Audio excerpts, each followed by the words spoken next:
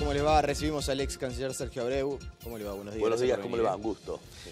¿Sabe que no puedo dejar de preguntarle por lo que sucedió ayer en el Senado? Había cuenta su experiencia, tiene experiencia como legislador, como senador, pero también como ex canciller. Soy un veterano de guerra política. Exactamente. Y ayer estuvo Rodolfo Nino Boa en una situación que es bastante particular, que un ministro interpelado, quizás en sus postulados esté más de acuerdo con la oposición que con los sectores del gobierno. ¿Qué reflexión le merece todo lo que sucedió? Y me parece que el tema es que todavía no hay un criterio único dentro del propio gobierno. Porque tomar una decisión del gobierno anterior, incorporarse al negociar el TISA, que quiere decir estar dentro de la conversación, que no obliga a otra cosa que saber qué pasa y después retirarse o quedarse.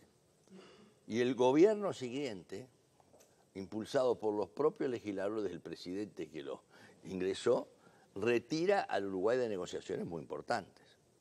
Vuelvo a insistir, no son negociaciones que comprometen al Uruguay, es estar adentro de la cocina, como se dice. Y entonces ver un poco qué es lo que nos beneficia y qué es lo que no nos beneficia, porque se hace sobre listas positivas. Entonces, claro, el propio gobierno, no solo el ministro Nino Boa, es el propio gobierno o el propio partido de gobierno que está tomando posiciones contradictorias, incluso el sector que fue gobierno mayoritario anterior, que da marcha atrás en función de determinados argumentos que no tomó en cuenta o que tomó pero que cambió de criterio. Y eso, la imagen del país es mala. La imagen ¿Afecta la imagen del país? Afecta enormemente. Yo sé que, por ejemplo, porque uno está en contacto con muchos países, ahí se está negociando el 70% de los servicios del mundo, es decir, de todo lo que es turismo, transporte, la parte financiera, seguros, cosas que hoy son la economía mundial. Y me dice gente de allá, de Ginebra, que está representante de otros países, que el Uruguay todavía no comunicó formalmente. Entonces estamos, que no nos retiramos, pero no nos retiramos. O sea que eventualmente podría llegar los próximos días la convocatoria a Uruguay a seguir participando de las negociaciones. No, seguramente le están enviando todos los papeles y todas las cosas que se están haciendo. Esos temas de desprolijidad a veces son más dañinos que la contradicción o el cambio de opinión. Porque el cambio de opinión puede tener fundamento. La desprolijidad da una imagen que no la tenía el Uruguay. En Uruguay presidimos la Ronda Uruguay del GATT, tuve el honor de presidirla. Se llamaba Ronda Uruguay porque salió del país. Del país salió el grupo de Contadora, el grupo de Río. El Uruguay tiene una imagen y una forma de presentarse en la comunidad internacional. Claro, o sea que más allá de la decisión si uno puede compartirla o no, Exacto. Eventualmente usted lo que está marcando es algo claro. En cuanto a las formas, también nos estamos equivocando. Pero claro, porque el problema es que nuestra política exterior, que es muy importante y que debe tener consensos adecuados, está mucho más ideologizada que mirada desde el punto de vista de la estrategia del país. Entonces usted mira lo que sucede con Brasil. Se nos decía, vamos a estar en el estribo del Brasil, pero vamos en el estribo de un ómnibus que ya no solo chocó, sino que va camino al barranco. En ese sentido, ¿por qué? Y por afinidades.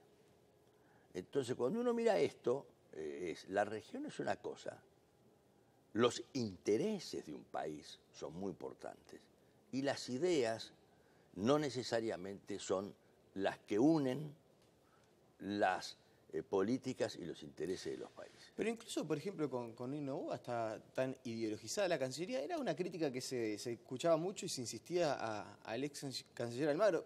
Que dicho sea de paso, Almagro ha adquirido una relevancia internacional que no sé si muchos la preveían. Incluso, vuelvo a insistir, había muchas críticas hacia la actuación de Almagro como canciller y cierto sesgo ideológico que se le atribuía, se daba a la Cancillería del pasado periodo de gobierno. ¿Usted mantiene que con Nino Boa estamos más o menos en la misma línea? No, ha cambiado porque ha profesionalizado. El tema es darle el máximo de profesionalidad. Puede haber embajadores de confianza, pero tiene que haber una base de profesionalidad en las líneas clave, por ejemplo, en materia de política exterior, seguir todo lo que está sucediendo en el mundo, en materia de política económica y comercial, la Cancillería internamente tiene técnicos, tiene personas que tienen memoria, que tienen experiencia, que van brindando una cantidad de insumos que hacen que el Uruguay mantenga por lo menos la coherencia. Y eso es lo que creo que el canciller ha privilegiado en muchos aspectos. Pero el propio secretario general de la OEA llega a la OEA con todos los apoyos y hace 10 días el presidente de Venezuela dice que es un traidor. Y entonces uno dice, pero ¿y cómo? Traidor para arriba, ¿no? Porque el propio Castro trató al exsecretario Insulza del Partido Socialista, el insulso ese que maneja. ¿Por qué? Porque hay intereses multilaterales que no necesariamente coinciden con esa visión de ideas, por decirlo así, si es que se tienen claras, y esa posición de dónde está el enemigo primero para averiguar después a dónde vamos. Entonces acá hay que buscar el respaldo, hay principios que el Uruguay defiende, y sobre todo los cancilleres son cabeza de un equipo. El presidente de la República hace diplomacia presidencial, pero es el último eslabón, no el primero que empieza a definir cosas como ha sucedido en muchas oportunidades. ¿Y ese equipo puede funcionar bien sin respaldo político, respaldo de su partido de gobierno? No. ¿Y usted entiende que eso es lo que está pasando? Eso es lo que está pasando, porque en realidad no solo es un tema interno, es mucho más externo, porque la lectura que tiene cualquier país, hagamos una figura normal. Vienen a comer a mi casa un grupo de amigos y un matrimonio. Y entonces uno dice, mira, tened cuidado porque fulanito y menganito se están divorciando. O están separando, tienen problemas o lo que fuere. Viene un canciller y dice, mira, tened cuidado porque la mitad del gobierno no lo apoya. Entonces uno tiene que tener cuidado de no decir determinadas cosas. Hay aspectos que ya no tienen la unidad del concepto. Entonces el Uruguay, cuando llega el canciller, con mucha fuerza, le dicen, internamente se consultan. Y dice, che, ¿cómo viene el canciller de Brasil o del Uruguay? Sí. ¿Y cómo está la cosa ahí? No, bien, mirá, entraron y salieron del TISA. Ay, pero nosotros estamos ahí. O sea que institucionalmente también se da una mala imagen cuando una decisión que debería ser de país se adopta, por ejemplo, en el plenario de una fuerza política, en el Frente Amplio. Sí, pero puede ser una posición, pero la posición tiene que ser coherente. Porque si el presidente Mujica decide ingresar en el TISA y la mayoría que responde al presidente Mujica decide salir del TISA, uno dice, bueno, dígame a dónde vamos y después diré si estoy de acuerdo o no. Cuando un país chico como el nuestro, que es tomador de decisiones, tomador de precios internacionales, que tiene que defender enormemente su condición de Estado en un ámbito muy complicado, tiene fragilidades, se le aumenta enormemente la posibilidad que nos pasen por arriba. Teníamos gobiernos amigos, a Lula, a Kirchner, a la señora de Kirchner, se supone que estábamos todos en una especie de sublema. Bueno, el gobierno argentino amigo no nos fue demasiado bien, ¿no? Es lo que ahí va, de tan amigo que teníamos se coincidir tantas cosas, y resulta que cada vez que nos pegan un palo, nos llevaron a La Haya. Bueno, pero eso sí, UNASUR era importante y votamos a Kirchner para secretario general de UNASUR. Entonces uno dice, ¿qué es lo que prevalece? Prevalece el interés del país. Y por ejemplo, en el relacionamiento con Argentina, que se haya llegado al dragado de Martín García, ¿no es parte también de una buena política de relación de hermandad, de vecindad, algo que se perseguía desde hace décadas ya? Fíjese que esa nota reversal de dragar a 32 pies la firmé yo como canciller con el gobierno de Menem en 1994 y recién ahora estamos tratando de recuperar determinada igualdad en el tratamiento de lo que es una obligación jurídica.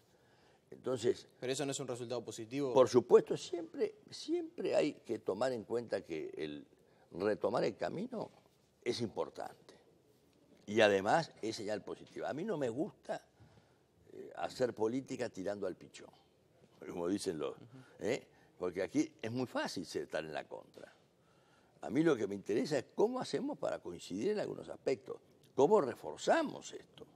Ahora, ¿sale esta resolución? Bueno, sigamos detrás de esto. Tenemos el Canal del Indio, la CARU, los permisos que están solicitados en Nueva Palmira, por ejemplo, para 2 empresas que pudieran ser la terminal. Todo esto es permanente, no es... el Uruguay está todo el día en un auto sin tener 4x4 en la banquina tratando de mantenerse en la ruta. ¿Y cómo está funcionando la inserción internacional de nuestro país en un contexto que en la región ciertamente se presenta como complicado? Brasil, con lo que usted decía, ¿no? Es un hombre que parece va a estrellarse. Argentina está como una primavera previo a las elecciones. Sí. Vaya uno a saber lo que va a pasar después del resultado electoral. ¿Cómo está funcionando la estrategia electoral del país pensando en el mediano plazo? Y bueno, yo creo que nosotros tenemos, mire, se acaba de firmar, la pregunta viene muy al momento, el TPP, que es el Acuerdo Transpacífico. Ahí está el 40% del Producto Bruto Mundial. Se firma, de América Latina están Colombia, México, Chile, Perú, Colombia pidió, pero todavía no ingresó, pero sobre todo México. Del otro lado está negociando la Unión Europea con Estados Unidos. Obama va desarrollando una estrategia muy importante, que es aislar a China comercialmente, por un lado, y aislar a Rusia, por otro lado, en el este, tratando de ir avanzando en su condición de primer potencia en materia militar. El primer exportador de bienes del mundo es China. Y el tercero en servicios es China. Es el primer socio del Uruguay, el primer socio del Brasil, el primer socio de Chile. Todos esos acuerdos que están fuera de China y están fuera de Rusia son parte de una estrategia en la que nosotros no estamos. ¿Y podríamos estar? ¿Le interesa al Transpacífico que Uruguay esté? Pero nosotros... ¿No debería ser un tema, por ejemplo, del Mercosur, donde Uruguay quizás podría insistir más que esté el Mercosur? Bueno, lo que pasa es que nosotros tenemos el rancho apedreado, que es el Mercosur, tenemos un socio que entró, salió, vino por la ventana, pero resulta que anda, las negociaciones estas de la Unión Europea del Mercosur, Venezuela no está, pero entonces no era miembro. Y si es miembro, ¿por qué no asume las obligaciones del socio y negocia con nosotros? Entonces el Uruguay está en un sistema en el que tiene un corralito que no puede negociar con terceros países. Tiene inseguridad jurídica porque no le cumplen las obligaciones. Y algunos países están apostando a cerrar su economía en vez de abrir, que es lo que tenemos nosotros para poder mejor competir. Usted va al TPP, dice, qué lejano que está. Y yo le digo, nosotros tenemos problemas con los productos lácteos. Vamos a entrar en detalles del tema de la operación porque tiene sus complicaciones, la exportación de leche en polvo y todo lo demás a Venezuela o este acuerdo.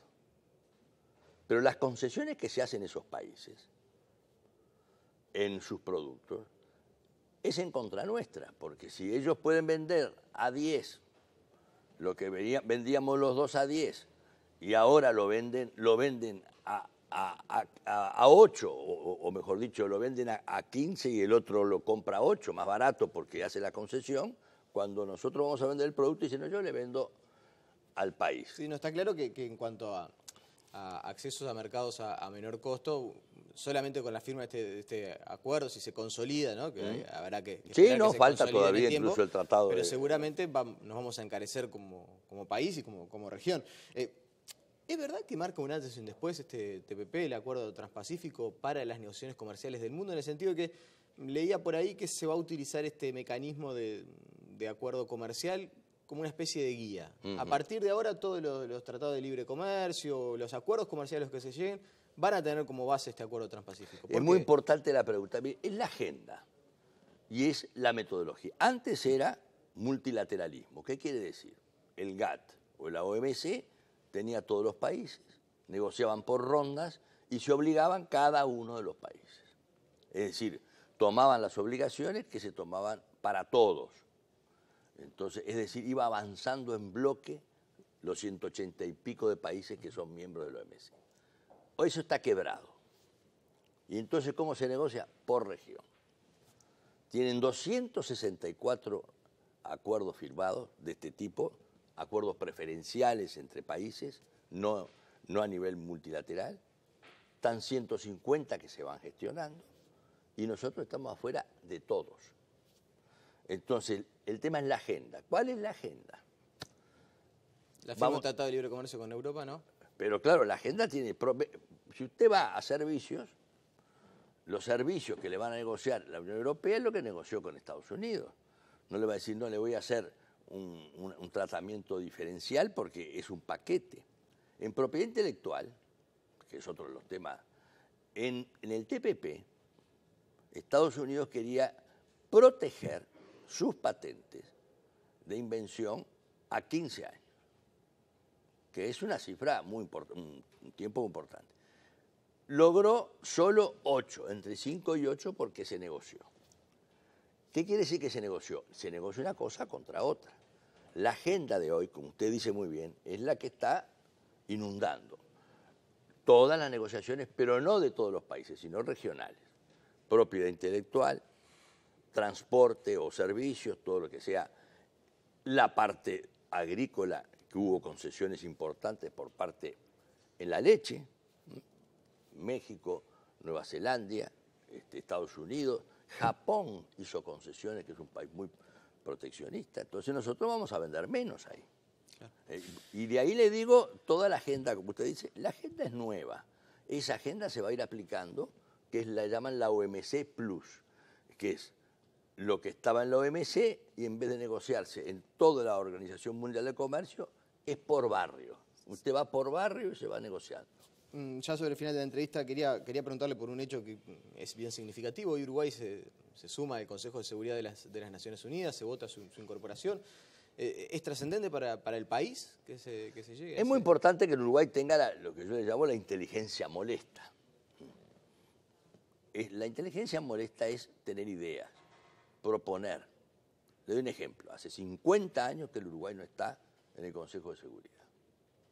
Pero dejó el sello en esa oportunidad del principio de la no intervención, que tomó dimensión interamericana primero y después fue aprobada a nivel de una resolución de Naciones Unidas. Parece en desuso en el mundo de hoy, ¿no? Por eso le digo, entonces ahora podríamos ir, tema que teníamos que tomar en cuenta, el tema ambiental. Si nosotros hoy en América Latina somos el 6% de la superficie del mundo y el 20% de los recursos de agua. Y entonces, ¿por qué no hacemos un planteo o planteos que vayan avanzando? Tampoco vamos a cambiar el mundo. No exclusivamente estar todos los días diciendo la seguridad y los problemas internos y puntuales. Si hacemos eso, no cambiamos el mundo. ¿Y trascendió que le habían ofrecido el sillón ese? No hay. ¿Lo contactaron? No, de estos temas hemos conversado largo tiempo porque yo estoy en el ambiente. Pero ni siquiera informalmente le plantearon la posibilidad. No hay ninguna. Acá las cosas son, o decide el presidente de la República y ofrece, o no hay nada. Eso es muy sencillo. Bueno, pero a veces pueden existir conversaciones informales. No, de eso... ¿Estarías dispuesto? Estamos pensando, eso es una de las alternativas. No, yo en la Cancillería, obviamente, hay conversaciones no de personas, sino de cómo se encaraba este tema. El embajador Rosselli es un embajador de primer nivel, de una gran experiencia, pero para esto, es mi consejo que yo decía, hay que hacer un equipo. Pero un equipo que fortalezca la posición del Uruguay, que le vaya dando determinados, para tener propuestas, para poder tener respuestas adecuadas. El Consejo de Seguridad, para que la gente sepa, son 15 miembros. 5 permanentes, que son las grandes potencias, y 10 que van rotando. El Uruguay y Venezuela hoy son los que van a estar en el Consejo de Seguridad. ¿Enrique Iglesias era un buen nombre? No sé, Enrique Iglesias es un buen nombre para todo lo que es la seriedad del país. Es decir, ya temas puntuales. No, porque ayer el canciller en la interpelación mencionó que se le había ofrecido, pero que bueno, que por cuestiones de edad, de sus cuestiones personales, no había querido aceptar. No, es el ciudadano más distinguido que tenemos nosotros en estos aspectos con un enorme prestigio. Yo lo sucedí después en cancillerías posteriores y él lanzó la Ronda Uruguay del GATT y me tocó a mí finalizar, trabajamos en conjunto sobre eso. Es decir, pero acá lo que no tenemos que buscar son más allá de las personalidades que son importantes, la línea, la coherencia de determinada actitud. Es decir, y en el Consejo de Seguridad viene un problema mañana, como sucedió en el tema de Gaza, entre Israel, Siria o el que fuere, o Turquía, o se vota, y el Uruguay tiene que votar. ¿Y qué va a votar? La embajadora de Venezuela es la hija del presidente Chávez. ¿Qué? ¿Va a votar simplemente porque tenemos un sublema de simpatías o va a votar por los principios? En los 30 segundos que me quedan, porque muchas veces se dice que es un honor para el país, pero también, yo sé que esto se manejaba en ámbitos diplomáticos, Uruguay no está preparado en cuanto a sus recursos en la ONU para desarrollar esta tarea. Mire, si no está preparado es porque... Estoy hablando en cuanto a la logística, ¿no? No, por eso. A los recursos humanos que se necesitan. Si no está preparado es porque no hizo la estructura profesional adecuada. Nosotros venimos de politizar la Cancillería. El propio ministro Nino ha dicho, yo la voy a profesionalizar, lo dijo ayer. Pero eso sale dinero también, ¿no? Sale, pero profesionalizar quiere decir ayudar a que los jóvenes y los que hacen carrera tengan la oportunidad y se formen. Pero empezamos con la idea de los embajadores itinerantes, que son más saltimbanquis que itinerantes. Entonces cada uno es el embajador itinerante, amigo del presidente o de tal y tal, pero no está en la jerarquía. Entonces, si no nos preparamos, mire que el Uruguay si se prepara, y debería hacerlo ahora, o debería hacerlo, seguramente lo estará haciendo, tiene que tener un equipo por lo menos de 25 o 30 personas que estudien los temas, que ayuden a comunicarse, interna, gente joven, creo que algo se ha trabajado en eso, buscar como hicimos con La Haya. Yo participé en el equipo de defensa del Uruguay en La Haya. ¿Y por qué? Y porque buscaron el apoyo de algunas personas y trabajaron. Ese es el problema del Uruguay. No tenemos sentido de estrategia de mediano plazo.